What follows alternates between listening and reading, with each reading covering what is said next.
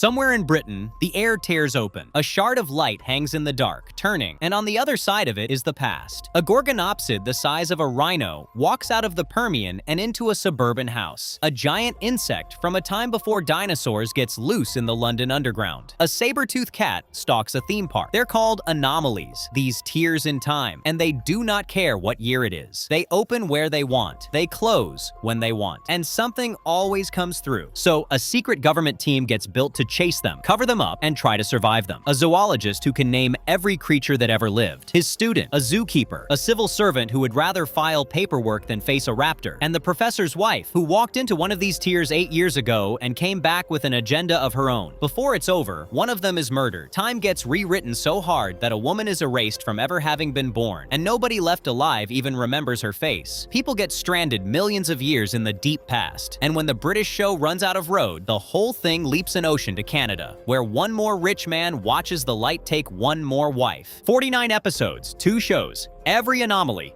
every creature, every death, from the first tear to the last. This is Primeval. 8 years ago, a woman ran across an empty supermarket car park in the dark while something threw cars at her. She climbed into a bin to hide. She banged on the shop window, and the cleaner inside just watched her and kept hoovering. She got away into the woods. Her name was Helen Cutter, and everyone she left behind decided she was dead. Her husband never quite did. Professor Nick Cutter studies the creatures that shouldn't exist, the fish that vanished from the fossil record and then turned up alive 70 million years too late. So when a bumbling student named Connor Temple shows him a newspaper about a monster in the Forest of Dean, the same forest where Helen disappeared, Cutter drops everything. He brings his tracker, Stephen Hart. Connor invites himself because nobody ever quite tells him not to. What they find in that forest is a hole in the air. Glowing shards, hanging and turning, throwing off a magnetic field strong enough to rip the pen out of Connor's hand. Cutter names it an anomaly. On the other side is a desert that dried up hundreds of millions of years ago, and things are strolling out of it into the present day. A zookeeper named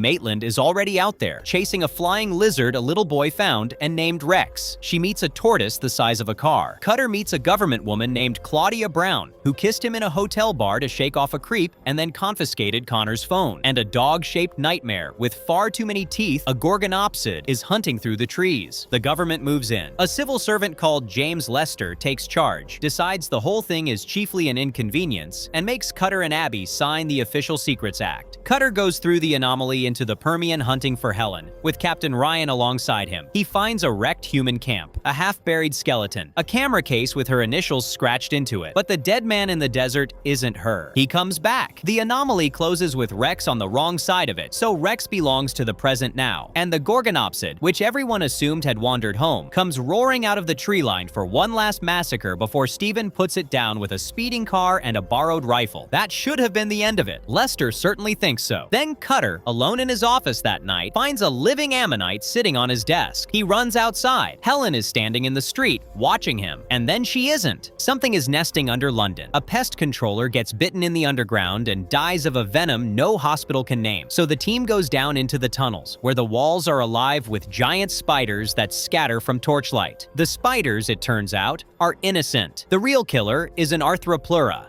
a blind carboniferous centipede as long as a man, and it drops Stephen with one bite. Connor gets thrown off the team for bragging about the secret, then gets dragged straight back on when he's the only one who can name the thing trying to kill his friend. To milk a clean venom sample, Cutter offers himself as bait, an armband hidden up his sleeve, and lets the centipede clamp down on his arm. It works, barely. But down in the dark, someone had whispered a name, not Stephen's, Cutter's, and someone had stood over Stephen while he lay there and watched. He wakes up, remembering a face he was never meant to see. Helen. She gave him a message to carry back. She's waiting on the other side. If Cutter wants the truth, he can come and find her. Cutter tells the team nothing at all. He just puts a hand to the anomaly and wonders what his dead wife wants from him. A mosasaur swallows a lifeguard at a swimming pool and then surfaces in a reservoir 20 miles away, which teaches Cutter something he'd rather not know. The anomalies move. They run along fault lines like earthquakes, and this one is walking toward the sea, dropping a giant marine marine reptile into the pool and the reservoir, and a vicious diving bird into a flooded cellar. Lester lets an innocent girl get charged with the pool death because a wrongful arrest is tidier for him than the truth. That's the shape of the job now, and Claudia hates it and does it anyway. The heart of it is Helen. Cutter dives through the cellar anomaly into a Cretaceous ocean and finds her swimming there, calm, 8 years gone, and not remotely sorry. She stayed away, she says, because she knew he'd want to tell the whole world, and she wasn't ready to share her miracle. Then she offers him the only gift she can imagine giving. Come travel the anomalies with me forever. Leave the team, the world, all of it. He says no. He says it's because he's human. She takes that like a slap. He nearly drowns on the swim home, and Claudia breathes the life back into his mouth. And then, on Lester's quiet orders, soldiers go through the anomaly and drag Helen back in restraints, breaking the one promise Cutter had asked them to keep. He watches them haul his wife into a car, and he finally understands exactly who he works for.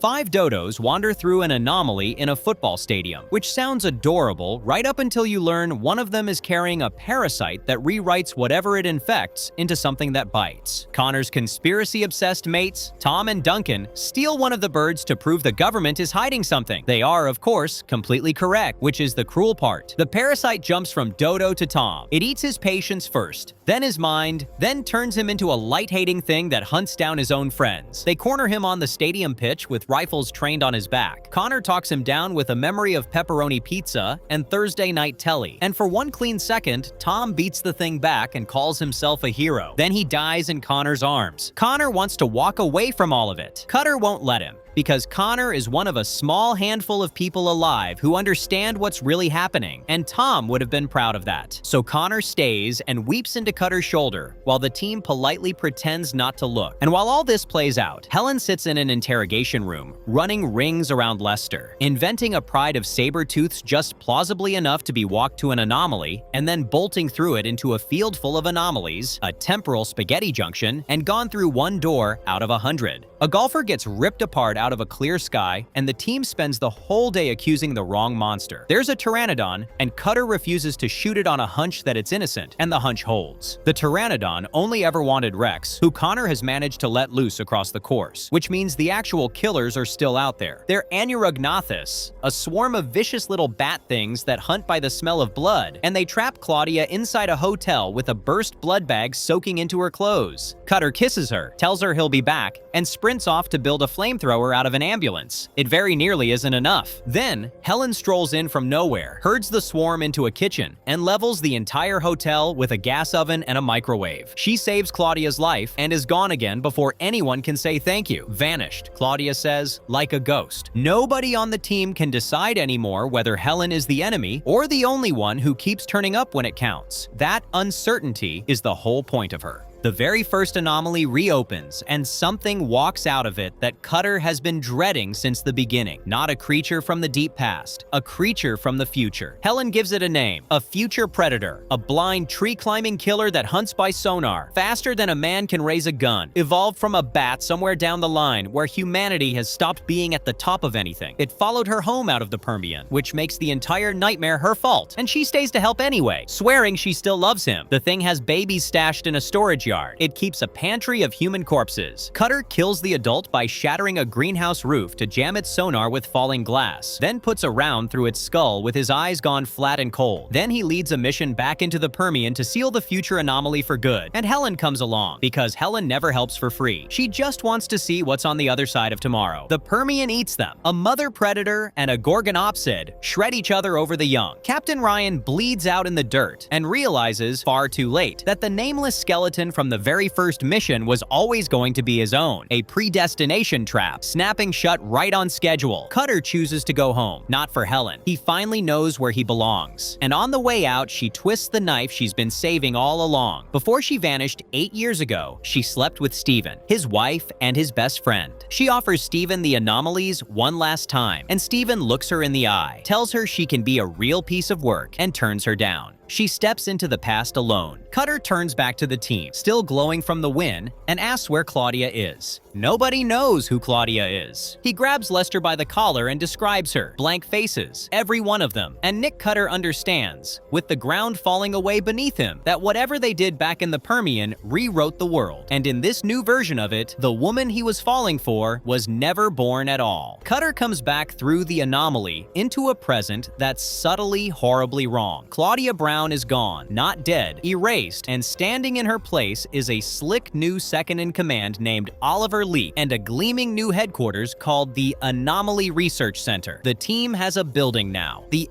ARC.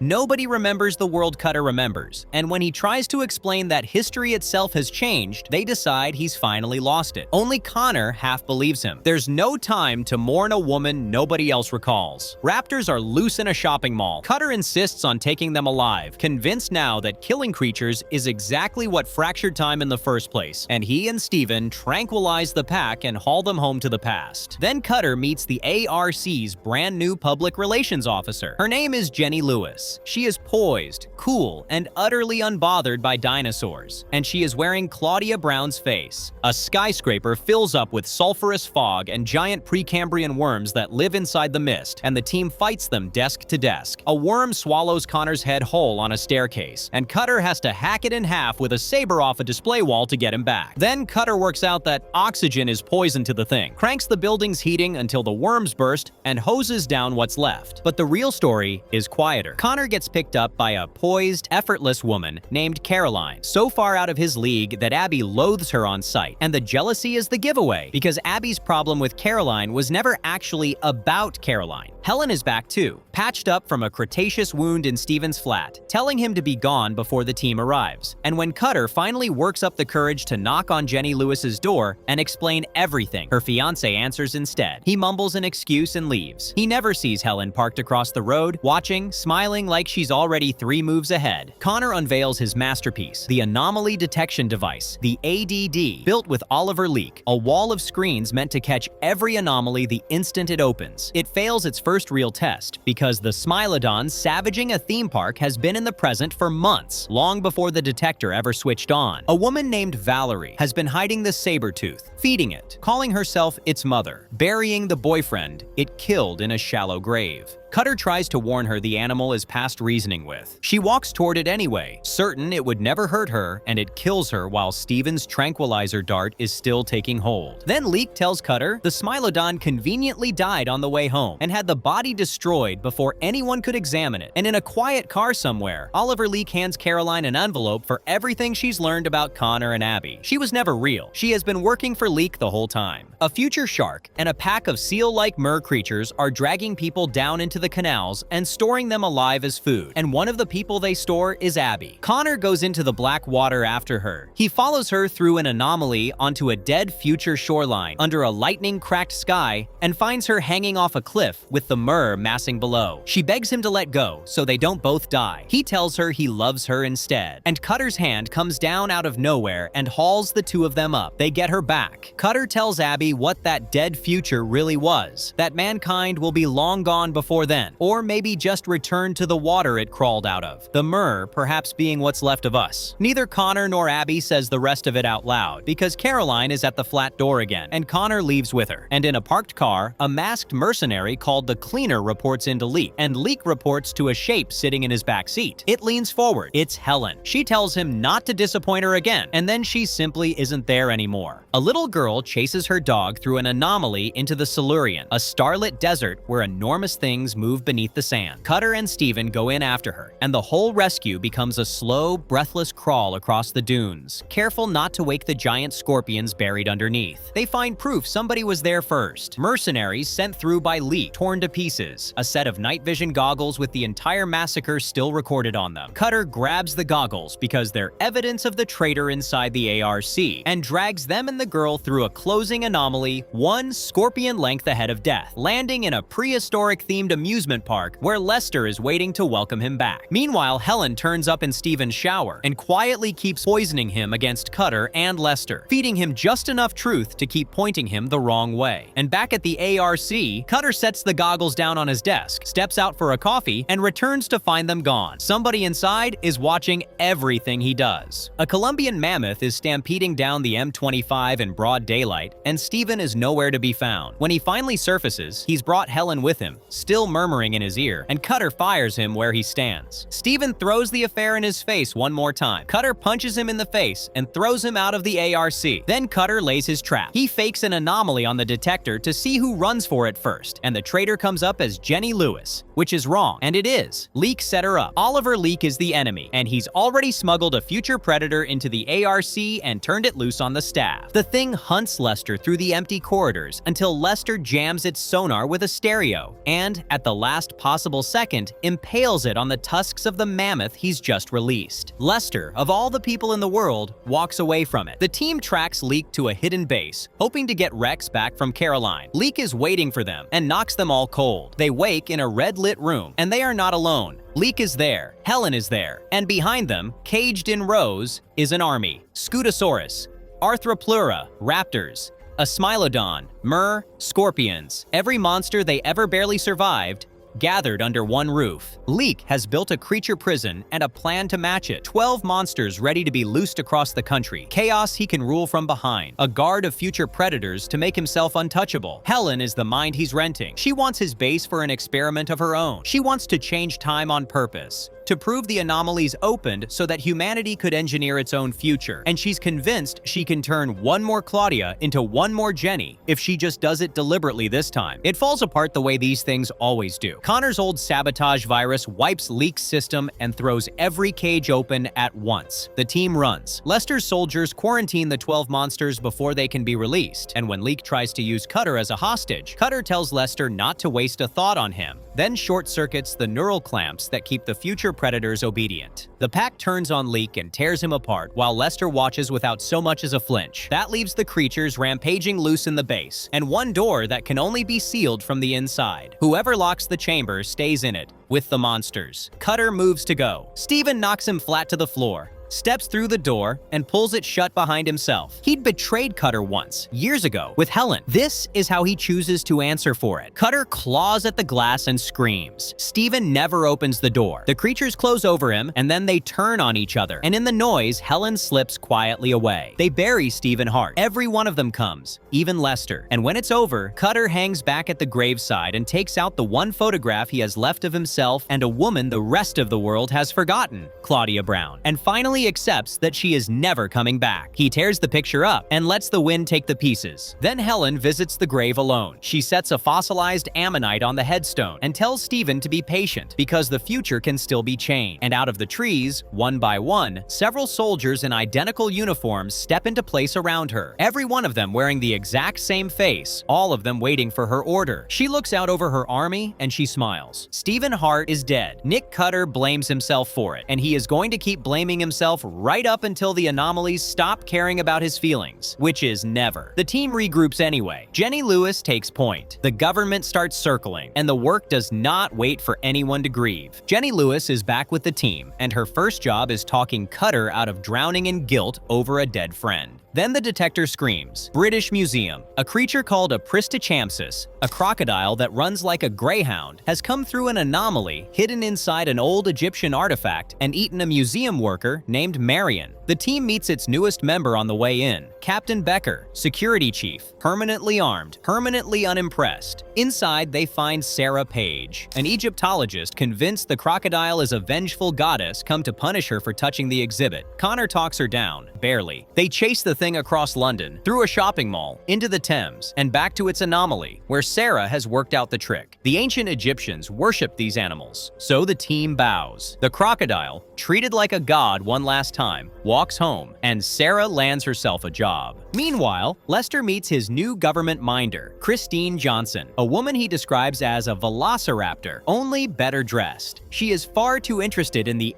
ARC and far too calm about the soldiers she keeps losing on secret missions to a ruined future. One of those missions was after an artifact, and in an abandoned warehouse, the person who actually walked off with that artifact steps into the light. Helen Cutter, Cutter's wife, very much alive, and building herself an army. 14 years ago, 3 boys broke into an abandoned house on a dare. 2 vanished. 1 came out broken and blamed for it. Now, Cutter's new prediction machine says an anomaly is due back in that same house, so the team goes in and meets a detective constable named Danny Quinn, who thinks they are ghouls sightseeing at a murder house and does not buy a word they say. He is right not to. There is a creature living in the walls, fed in secret by a local girl to keep it from killing anyone, trapped in there since the night those boys disappeared. When the anomaly finally reopens, all it wants is to go home. But the quieter thread is the one that matters. Someone bumps into Sarah in the street and lifts her ARC access card. Someone sends an intruder into the building. A man Becker shoots dead. A man Cutter swears he watched die back in the Silurian. There is only one person on this show who turns the impossible into a Tuesday. Cutter goes home that night and finds his own DNA has been quietly stolen from his house. Helen was here. Helen has been busy. She has an army of clones now, blank men who feel no fear, and to prove it, she orders one to walk off a roof. He does, no hesitation, and that DNA she lifted from Cutter's house is quietly becoming something worse. While Cutter tinkers with his anomaly predicting matrix and a desperate journalist sniffs around for proof the ARC even exists, the detector goes off inside a packed hospital. Little burrowing creatures called Diictodon are chewing through the wiring, and Abby ends up trapped in an operating theater delivering a baby by hand while herding prehistoric mammals away from an anomaly. She manages both. She is having a better day than most of the building, because back at the ARC,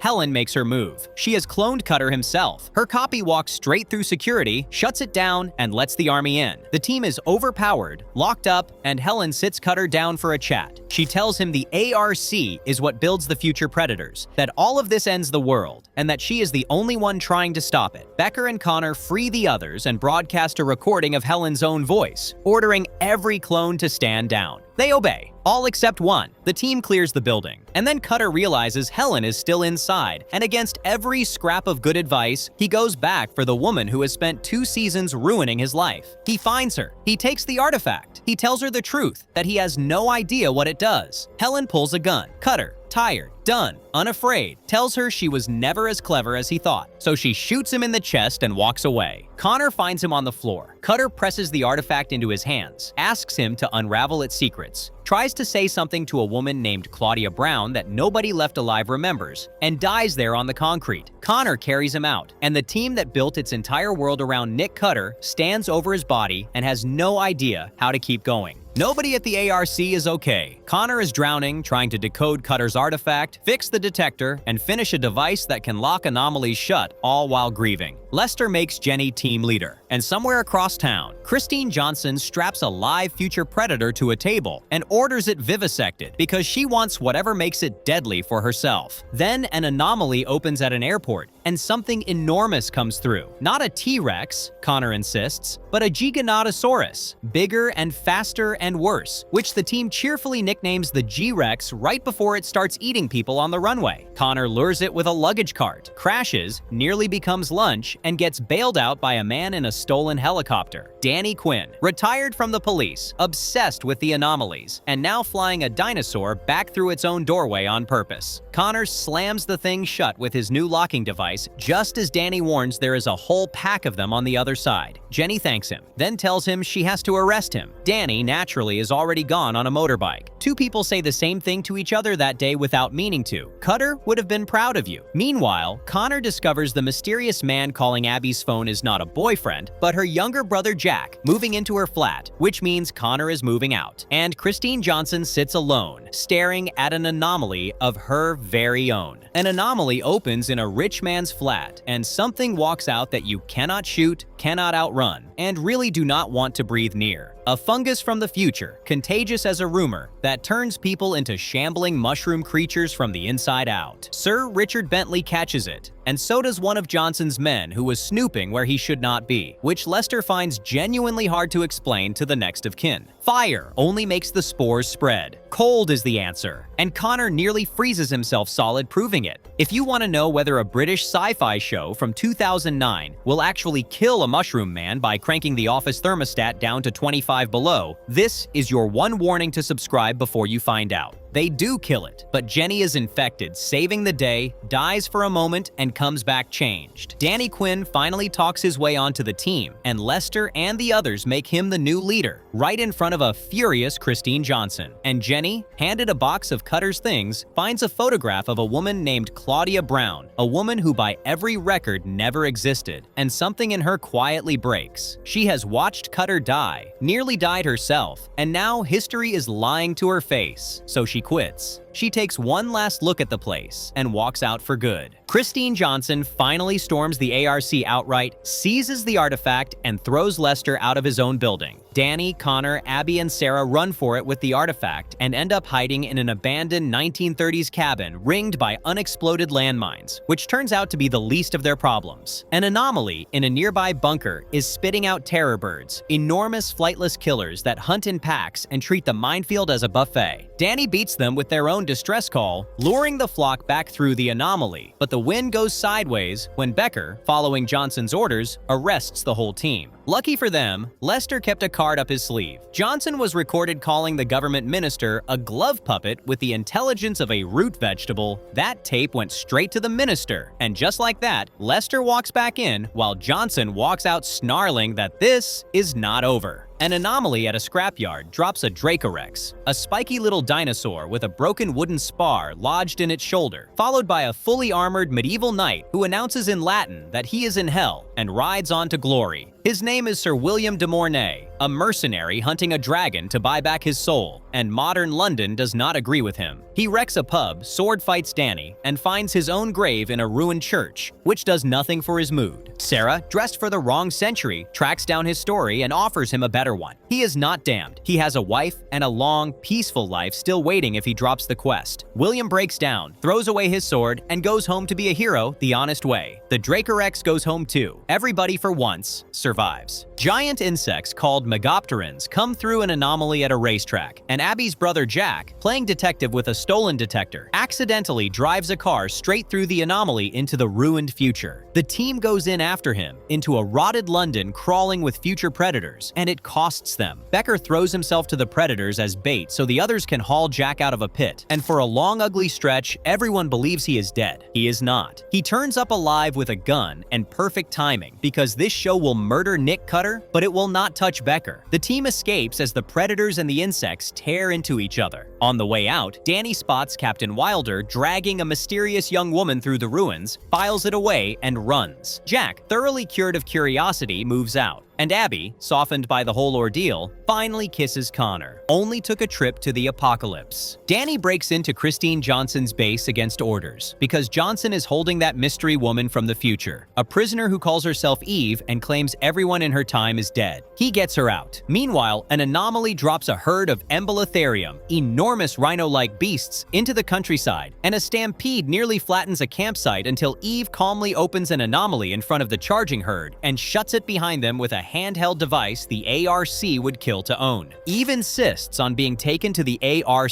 She has a warning, she says, but Abby keeps catching things that do not add up. Familiar mannerisms, a face that flickers with static, a strange glowing pendant. And Sarah, reading Eve's journal, keeps finding the same two things. The number 333 over and over, and the name Claudia Brown, which only 2 people on Earth ever knew. One of them is dead. So when Eve grabs Johnson at gunpoint in the middle of the ARC, the pendant flares, the digital mask drops, and the woman underneath is Helen Cutter. She takes the artifact, drags Johnson to an anomaly, and shoves her through into the future. Johnson claws her way halfway back before a future predator reaches through and hauls her, screaming, into the dark. The team is done waiting. Wherever Helen has run, they are following her, even if the trail runs all the way to the end of time. The team splits. Danny, Connor, and Abby chase Helen through the anomaly into the future, while Becker and Sarah stay behind to guard the door and reopen it in 2 hours. Danny refuses to say goodbye. They are all coming back, he insists, which is exactly the kind of line that gets a man in trouble on this show. In the ruined future, the trio corner Helen at last, in the wreckage of a building marked with the ARC's own logo. That is the whole point. The ARC becomes this, Helen has spent her husband's death decoding his artifact, and it turns out to be a map of every anomaly that ever will exist. She loads a destination, opens a doorway into deep prehistory, smashes the artifact so no one can follow, and steps through. Then Connor works out where she is going, and it is worse than anyone guessed. A place in Africa called the site marked 333, 4 million years old, the grave of the first known human family. Helen is going to poison mankind's earliest ancestors and wipe the human race off the timeline before it ever starts. She would rather there were no people at all than the future she has seen. Danny chases her into Pliocene Africa and finds the family already dead in the water. Helen crows that she has won, but a dromaeosaurus that has been stalking Danny the entire way leaps out, hits Helen instead, and takes her over a cliff. 2 seasons of Helen Cutter, ended by a dinosaur. Danny looks down at the raptor and mutters, "Good boy." Mankind survives. Helen fails, and it means almost nothing, because when Danny reaches the anomaly home, it is already closing, and he is a heartbeat too slow. It shuts in his face. Abby and Connor are stranded back in the Cretaceous with a broken device and no way through. Danny is alone 4 million years deep in the past, and the season ends on 3 people trapped on the wrong side of time, with no door left to open.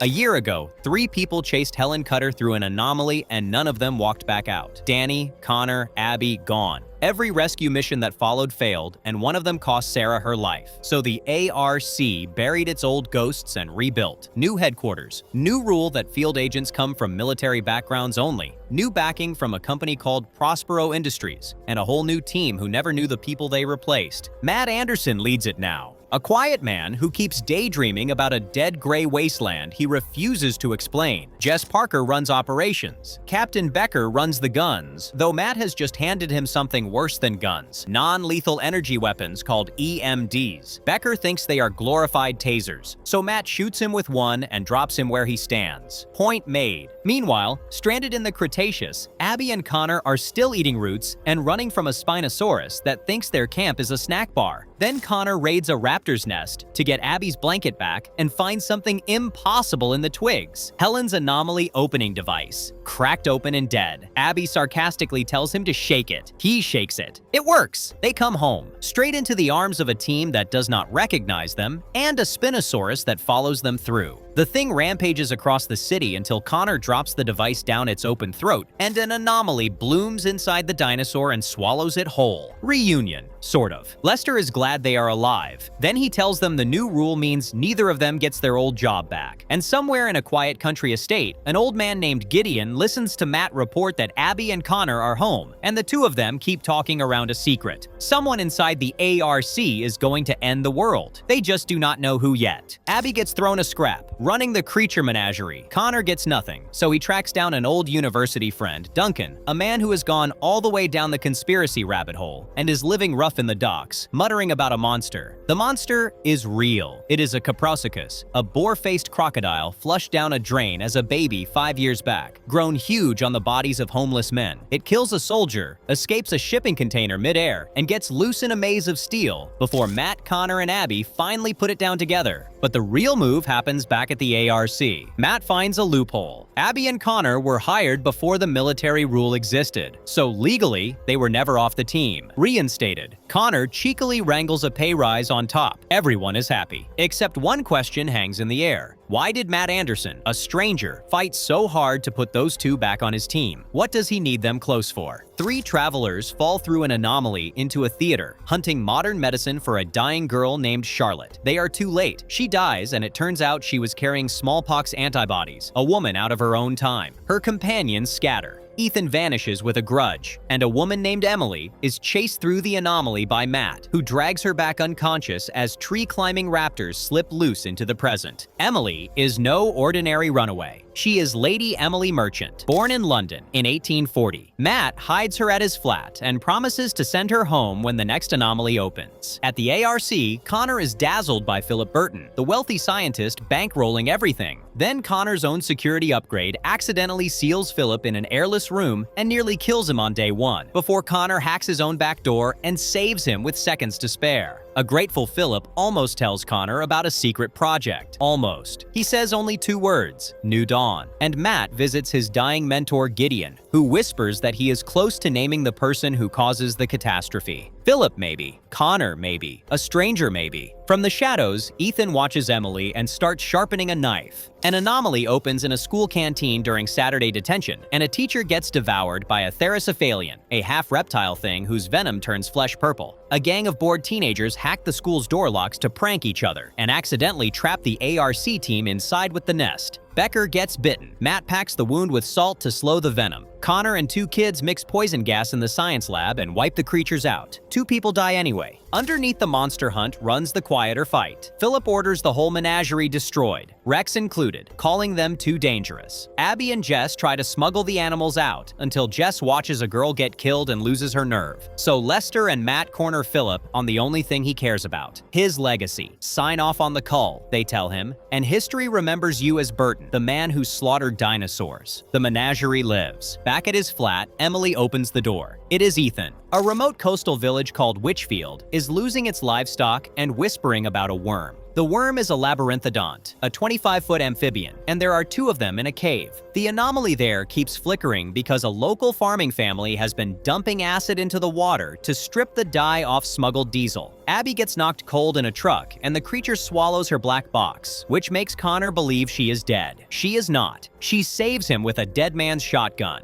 and the diesel reopens the anomaly to send both creatures home. But the episode's real weight is Emily. Ethan has taken her to a cemetery to bury her alive in a Cameron family tomb so that dead Charlotte can have a proper funeral. Matt tracks her stolen black box, moving impossibly fast, and pulls her out of the coffin in time. Ethan escapes. Matt's flat is no longer safe, so Emily moves into the ARC, and Philip pulls Connor aside with an offer. A full-time job at his outside laboratory, Prospero. Confidential. Tell no one, not even Abby. Connor says yes. An anomaly alert drops the team into a grand wedding, and the bride is Jenny Lewis, the ARC's old press liaison, trying to marry a musician and forget her whole strange life. A hyenodon comes through, one of a whole pack of prehistoric hunting dogs, and Connor spends the night trapped in a cellar getting a litter of pups drunk on wine so he can hand them back to their furious mother. Jenny snaps back into old habits to help fight the pack off, and when the registrar faints, Lester marries the couple by special dispensation from the minister. Elsewhere, Becker and Jess trace Ethan to a booby-trapped flat, and Jess diffuses a bomb by discovering there is no green wire, only 2 red ones. They also learn what Ethan is, a killer who murdered at least 6 people before vanishing in 1902. Then Matt visits Gideon one last time and coldly says he will use Emily as bait and walk away because she means nothing to him. Gideon starts to answer. He manages only 2 words, I wish, and he dies. Matt weeps over the body and tells Emily the truth. Gideon was his father. A tourist vanishes from a locked prison museum cell, and the anomaly there will not stay shut. It starts making copies of itself, spawning satellite anomalies that Connor cannot explain. Something comes through the flickering light. Matt fires on reflex, and he shoots the man stepping out of it. Danny Quinn, back at last, after a year on the other side. The reunion barely starts before Ethan arrives, hunting a way out of the present. He has a wind-up radio tuned to the anomaly's own frequency, and a terror bird keeps bursting through to cover his escapes. The team chases him through the prison, and when Ethan and Danny finally come face to face, they freeze. Because Ethan is Patrick Quinn, Danny's long-lost brother, gone feral, who learned to kill creatures to survive and then learned to enjoy killing people because he decided they were animals too. They take him in, but he is a dead end for Matt's real hunt. He never touched the anomalies. When Patrick escapes again, he grabs Emily as a hostage, shoots Becker twice, and bolts for the prison. Danny goes after his brother into the deep past, refusing to leave him loose or leave him like this. Danny will not let him loose in another human century. He follows Patrick through the anomaly into the deep past to bring him back, but not before warning Matt about Philip. Danny found a document on Helen Cutter's body. Philip and Helen knew each other. Then Emily works out Matt's secret. He came from the future. He tells her the truth. The future Earth is a sterile grave where people live underground, and he was sent back to find who breaks the anomalies before they break the world. He honors his father. He sends Emily home and lets her go. And Connor, alone in his lab, finishes the math. Soon, tens of thousands of anomalies will open and keep multiplying until everything comes apart. He runs to warn Philip in the car park. Philip listens, calm, and says they will handle it, just the two of them, quietly. He opens the passenger door. Connor gets in.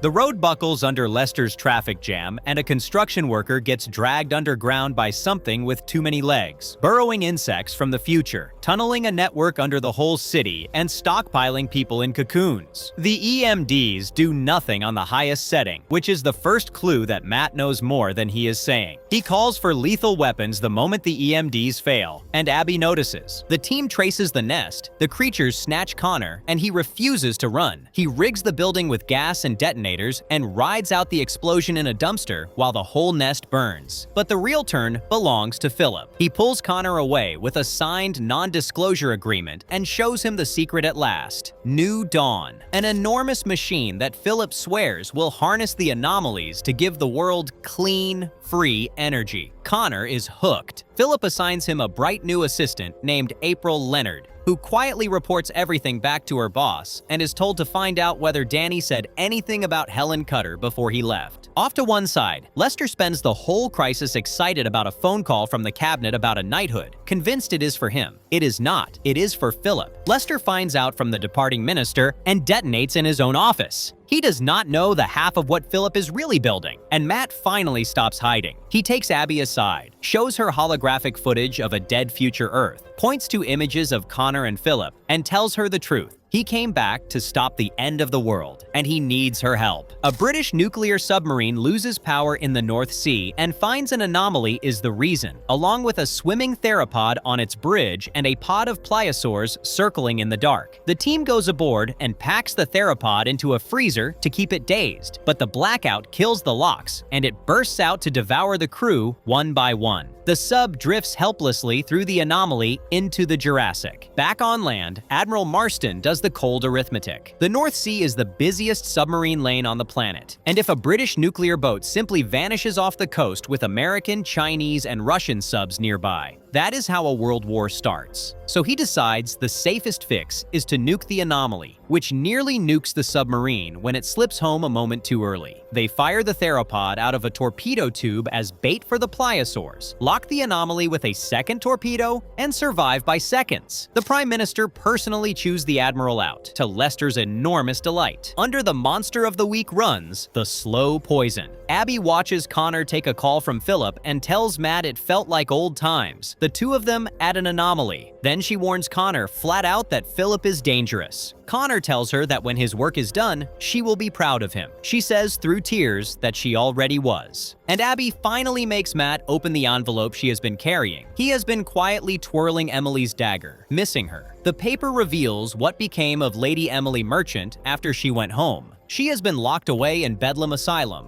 1868. London is terrified of a hooded killer the papers call Spring-Heeled Jack. It is not a man. A raptor slipped through an anomaly into the wrong century, and the hooded figure hunting it is Emily, escaped and disguised. Matt goes back through to catch the creature and finds her instead. Her husband Henry finds them both. He is convinced Emily is mad and unfaithful, and he means to lock her in the asylum forever. His man beats Matt down, and Emily is dragged toward Bedlam until the raptor kills the carriage driver and she breaks free. She and Matt corner the creature and send it home. Then, at gunpoint, she refuses Henry one last time and steps through the anomaly as he fires. Her strange outfit stops the bullet. Henry follows her through, takes Matt hostage, and dies when the roused raptor turns on him. Emily does not look especially sad. At home, Abby finally breaks into Connor's lab and copies his hard drive, hiding in a closet while April nearly catches her. And in that same lab, Connor and April switch on the device they built. It opens a tiny anomaly, a man-made one. Nothing is ever going to be the same. The prototype anomaly sits pulsing on Philip's machine, and Matt demands Connor lock it. Connor will not. This is the greatest breakthrough the ARC has ever made, he says, and Philip backs him with threats of special forces. Then a single beetle comes through. A guard sends it back, and thousands pour out in its place, chewing through concrete and eating a man alive. A queen squeezes through behind them. The team fights a swarm through a locked-down building. Jess gets bitten and goes into shock, allergic, and Becker carries her toward her car while she half confesses she likes him. Matt destroys Connor's device and locks the anomaly. Then he has to admit he and Abby copied Connor's hard drive behind his back. Connor stares at Abby, and something breaks. She will not meet his eyes. They kill the queen, they gamma burst the building to wipe the beetles, and Abby risks her life to save Rex. And afterward, Connor checks the logs. Philip tried to incinerate the whole building, everyone inside it, to solve the problem. Connor finally sees it. He tells Matt and Abby they were right. Philip really is connected to Helen Cutter. He is in. Meanwhile, at New Dawn, a giant machine hums to life, and Philip watches it wake with a dark little smile. A full-grown Tyrannosaurus rampages through downtown London in front of the news cameras. And just like that, the anomalies are public. Matt takes it down alone with an EMD after a girl dies in the street. And then Connor and Jess watch in horror as anomalies begin opening everywhere. The United States, China, France, dozens of countries at once. Matt names it Convergence, a natural event every million years when the anomalies all open together. Interrupt it, and the results are catastrophic, which is exactly what Philip means to do. Because Philip knew Convergence was coming all along and never said a word. Everything races toward New Dawn, and the streets fill with incursions the whole way. Becker and Abby stun a pair of fogworms loose in a children's school and lock the anomaly behind them. Then Philip abandons Connor trapped under a flipped car, telling him he never really trusted him, leaving him to a caprosicus until Abby comes and saves him. Matt and Emily reach the facility and get ambushed by April and armed guards. April dies when the pterosaurs she stole an EMD near swarm her off a balcony.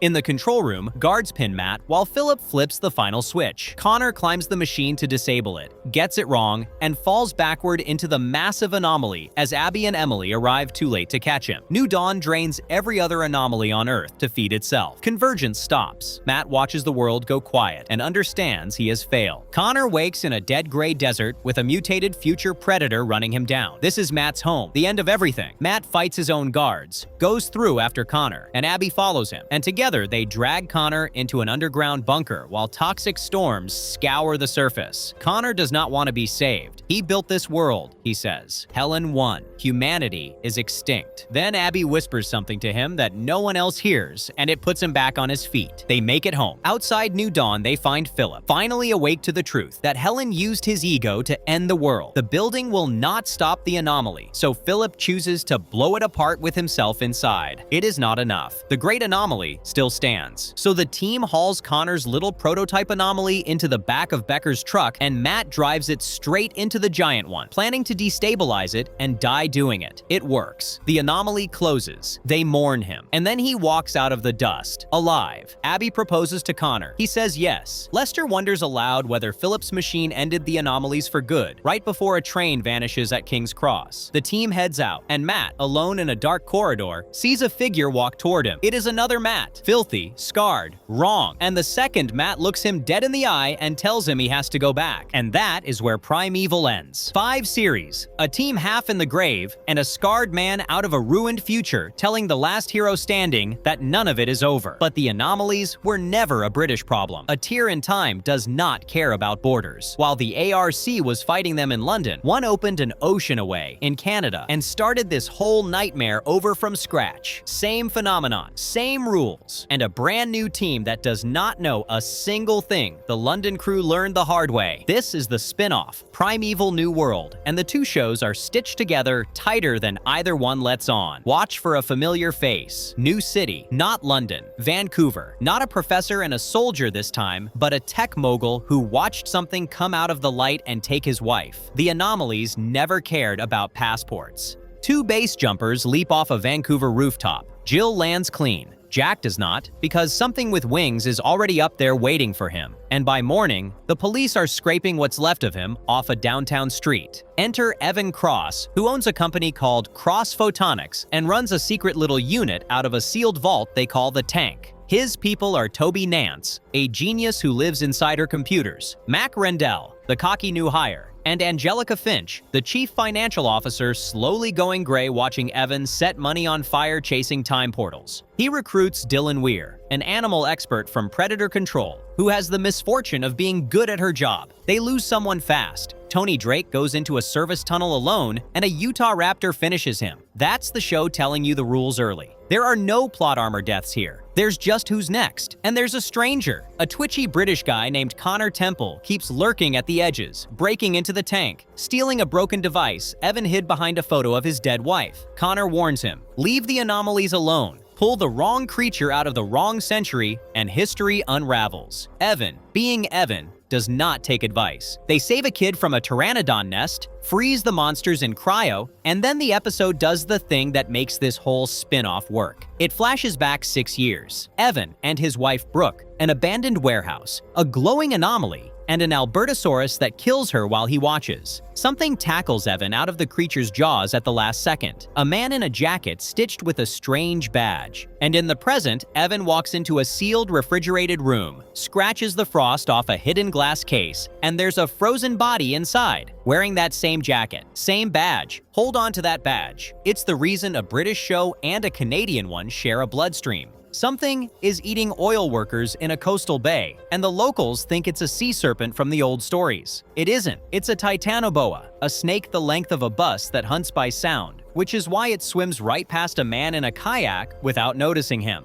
Evan ends up in the sewers with the thing hissing behind him. The team lures it back through the anomaly with a boat motor, and when the boat quits, Mac ties a running power drill to a box, weights it, and sinks it down into the light. It works. The snake goes home. Somewhere in there, Evan asks Dylan to join the team for real, and she keeps saying no. She's already lying to herself. An anomaly opens on a runway and swallows a whole airplane, dropping it into a pitch-black prehistoric desert crawling with carnivorous beetles. Evan and Dylan go through to save the pilots. The pilots do not make it. Jim gets eaten from the inside out and turns into a beetle piñata, and his wife Pallavi gets swarmed in the cockpit while she's writing a goodbye note to her family. Back in the present, Mac's new fling Samantha turns out to be a crack shot, which is convenient when a queen beetle the size of a man comes through hunting a host for her eggs. Evan and Dylan barely rope themselves back to the present. 2 dead. Evan keeps Pallavi's note. He says they won't be forgotten. It's the closest thing to comfort this show offers. A pack of prehistoric terror birds comes through into an abandoned train yard that 2 dimwit stoners have turned into a marijuana grow-op. One of the stoners adopts a baby terror bird and names it Leggy. Remember Leggy? The adult version is busy dismembering a drug courier. The team gets held hostage, chased through a maze of train cars, and eventually knocks the last bird out by setting the weed on fire and turning a train car into a hotbox. Ken Leeds, the bumbling government liaison from the ancient dead and buried Project Magnet, shows up and proves he's braver than he looks. Then, in the parking lot, he opens his trunk. Leggy's inside. He told everyone he sent the baby bird home. He lied. He kept it. File that away, too. This is the one that breaks the team. 2 dog-like predators called Lycanops slip through a campus anomaly, and against everyone's better judgment, the creature gets stashed in a van at Cross Photonics with Samantha guarding it. It wakes up. It kills the security guard, Bill Pearson. Then, it corners Samantha at an elevator that takes 1 second too long to arrive, and it kills her too. Mac arrives to find her on the floor. He tries to wake her up. He holds her hand, takes the apartment key from the chain around his neck, and folds it into her fingers because he was going to give it to her. And then Mac stops being the funny one. He grabs a rifle. He hunts. Dylan wants the creatures dead now, because once an animal kills a person, it has to be put down. Evan still wants them alive, terrified of the ripple if they don't go home. When it's over and both Lycanops are dead, the male stands over the body of its mate and mourns her, and Mac shoots it anyway, staring at nothing. Evan goes to Ange's door that night and breaks down in her arms. 2 more names. The team is bleeding, and it's barely half a season. A pack of clever little Demonosaurus infests a hardware store, hoarding shiny objects like murderous magpies and running rings around the team with actual pack tactics. That's the monster of the week. The real episode happens off to the side. Mac, still hollowed out over Samantha, finally gets a sliver of closure guarding the anomaly alone. And Ange and Ken Leeds share a not-a-date over wine at a harbor park, where she confesses she's leaving Cross Photonics for a rival firm, and he confesses Project Magnet is coming back to life to take the anomalies away from Evan. Then, Evan shows up at her office with takeout and no wedding ring on his finger. He asks her to stay. Something's shifting. An Ornitholestes, a feathered pack hunter, is picking off people near a cabin where Toby's old flame is doing a photo shoot. So we learn Toby has a past, a girlfriend named Natalie, and a rule about never introducing anyone to her parents. Ange insists on coming into the field for once and nearly gets eaten, saved only by her own karate and Dylan's aim. The team drags a tranquilized dinosaur across a mountain like a dead moose, while a second one stalks them, and everyone survives, which by this show's math counts as a miracle. The thing that lingers is Ange, standing in the woods with Evan, admitting she doesn't actually know why she came. She just wanted to be where he is. Now the show detonates. A dopey herbivore sneezes slime in Evan's face during a routine incursion. Nobody thinks anything of it, but that slime is a natural hallucinogen, and it goes to work on the one man carrying 6 years of unprocessed trauma. Evan starts seeing the Albertosaurus, his wife's killer, loose in the halls of Cross Photonics. He locks the building down. He hunts a monster only he can see. He fires a rifle at Dylan because to him, she is the creature. And while he's unraveling, he leads Mac down to that frozen body in the cold room and tries to shove Mac inside. Because the frozen man is Mac, the exact double of him in the ARC jacket. Here's the gut punch. Years ago, Evan traveled to England, found a 19-year-old Mac about to join the army, and pulled him to Vancouver instead. Saved his life, erased the timeline where Mac became a British anomaly soldier, and came back through to 2006 to save Evan and die doing it. The Mac standing here is the copy. The real one is the popsicle in the corner. Mac realizes everything Evan ever told him was a lie, and he walks. Evan tries to blow up the whole building to kill a dinosaur that isn't there. Ange stops him the only way left. She plays along, pretends to be Brooke, holds him while he sobs that he's doing this so the creature can't kill her again, and slides a tranquilizer into his arm. As he goes under, the hallucination clears and he sees it's her. Then Ange leaves. "Tell him I'm not angry," she says, "but I'm not staying either. Mac's gone. Ange is gone. Evan is alone with a frozen version of the friend he stole from another life, and Dylan, who quietly tells him she's in this with him. Cross Photonics is broke and the team is gutted, and now a Triceratops is trending online in a rich neighborhood under the hashtag #FreakingRealDino. Evan and Dylan track it onto the estate of Howard Kanan, a genius inventor and Evan's old patent rival who's been dying to prove Evan cheated his way to a fortune. Kanan sees the dinosaur and instantly understands. Time travel, branching timelines, Nobel territory, he says. Giddy. He builds Evan a device that can predict when an anomaly will close. Then his curiosity gets the better of him, and he steps through the anomaly himself and vanishes into the deep past forever. Mac drifts back to base, still sick over being a man made of borrowed time. Toby gets the viral clip rebranded as a debunked hoax, poisoning every future dino video before it starts. And Dylan reframes the whole mission. They stopped calling it a hunt. Every mission is just a lost animal and a door home. Remember Leggy, the baby terror bird Leeds secretly kept. It's fully grown now, stitched and leg-banded from lab experiments, and it just escaped a secret Project Magnet facility and started shredding people in a parkade. No anomaly registered because it didn't come through one. It came out of a cage. Evan confronts Leeds, who admits he kept the bird to keep his funding, and now his lie has teeth and a body count. The hunt ends in an evacuated arena with the bird bleeding out, no anomaly to send it home, and soldiers everywhere. Leeds takes the tools out of Evan's hands, covers for him and Dylan, sends them running, and lets his own men arrest him. "Oh, and move my car," he says, "so it doesn't get towed." The most self-sacrificing man in the show. And he asks about parking. Colonel Henderson Hall, the man above Leeds, interrogates him in cuffs and then lays out what he actually wants. Not the creatures, the anomalies themselves. Hall wants to walk into the deep past and geoengineer the planet, seed ancient oceans with bacteria to fix global warming and the energy crisis. And he's betting the mass extinctions will erase any mistakes. Sometimes the only way forward is back, he says, like a man who has never once been right. Evan tells him it's insane, that the creatures are stitched into the fabric of time and have to go back, no exceptions. Hall raids Cross Photonics, drags in Ange, who confirms the cover-up of Bill and Samantha's deaths and then refuses to endorse the plan and walks. He offers Leeds one last chance to betray Evan. Leeds refuses. "You can't do the right thing the wrong way," he says. So Hall does the cruelest thing available. He captures Mac and Dylan and uses their freedom as the ransom.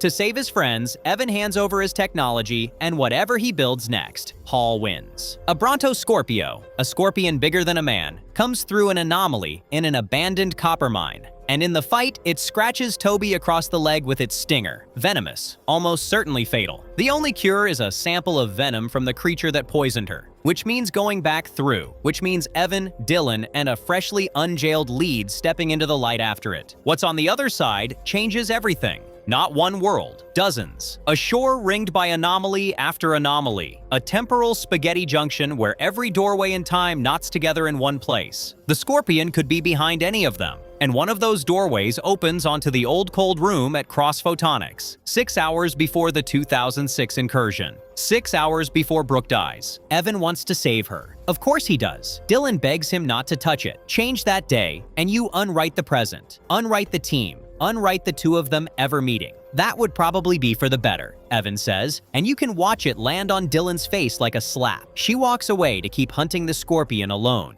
into a Silurian desert full of sinkholes, where she falls into a sand trap and the Brontoscorpio comes for her. And Evan arrives just in time to save her, because for all his damage, he keeps choosing her. They corner the thing in a burrow on a fault line that will not stop shaking. Evan slices the stinger off its tail, and as they run for the exit, a tremor drops the roof between them. Dylan on one side with the cure. Evan trapped on the other side, in the dark, with a very angry Scorpion. Go, he tells her. Save Toby. Come back for me. She runs. Back in the present, on an operating table, Toby flatlines. In London, an Albertosaurus is loose in the streets, and the team chasing it works for the ARC, the Anomaly Research Center, the British show. Leading them is Connor Temple, the same twitchy man who lurked around Cross Photonics in the very first episode. When a rookie named Kieran Coles gets knocked through an anomaly, Connor goes in after him, straight into the same spaghetti junction the Vancouver team is standing in. 2 continents, 2 secret organizations, 1 tangle of doors in time, finally in the same room. Connor and Dylan find each other, dig Evan out of the burrow, and the cure reaches Toby in time. She flatlines twice and comes back, and from inside that near-death clarity, she solves the puzzle of the confused readings. There were never background errors. The timer was seeing all the other anomalies in the junction at once. Then the Albertosaurus. Evan's Albertosaurus, the one with the broken forearm that is destined to go to 2006 and kill Brooke, comes charging through the junction,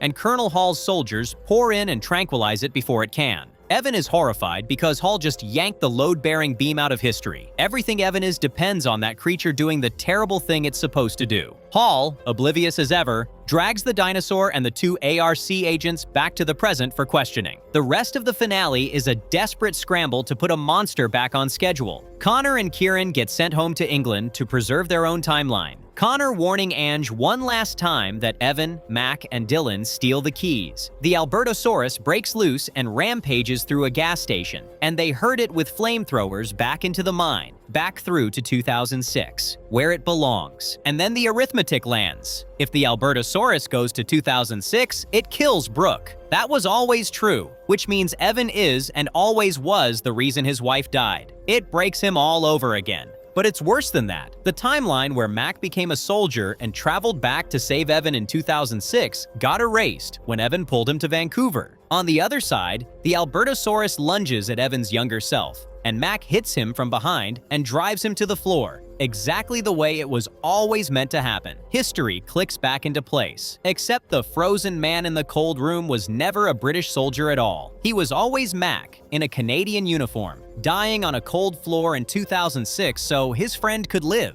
He made himself the ghost. Dylan holds Evan back from going after him because it's too late, because Mac has to do this. And the two of them stand there and watch the anomaly, knowing the funniest man they knew is bleeding out in another decade so that any of this can exist. Then the Albertosaurus comes back through one last time, and Evan empties a rifle into it until it drops dead at his feet. He helps Dylan up, and all around them, one by one, every anomaly in the spaghetti junction begins to wink out. Something has changed. The timeline is folding, doorways vanishing down the line like lights going off in a house at bedtime, until only one is left. Evan and Dylan turn and run for it. And that is where the show stops. Mid-sprint. One anomaly left, sealing shut, a changed world waiting on the other side, and no way to know what's in it, or whether they even make it through. They never got a 14th episode. The network pulled the plug, and the last frame of the entire franchise is 2 exhausted people running at a closing door, in time with a dead friend behind them and everything uncertain ahead. And that is the whole franchise. 2 shows, 2 countries, 49 episodes, and one idea holding all of it together. You do not get to control time. You try.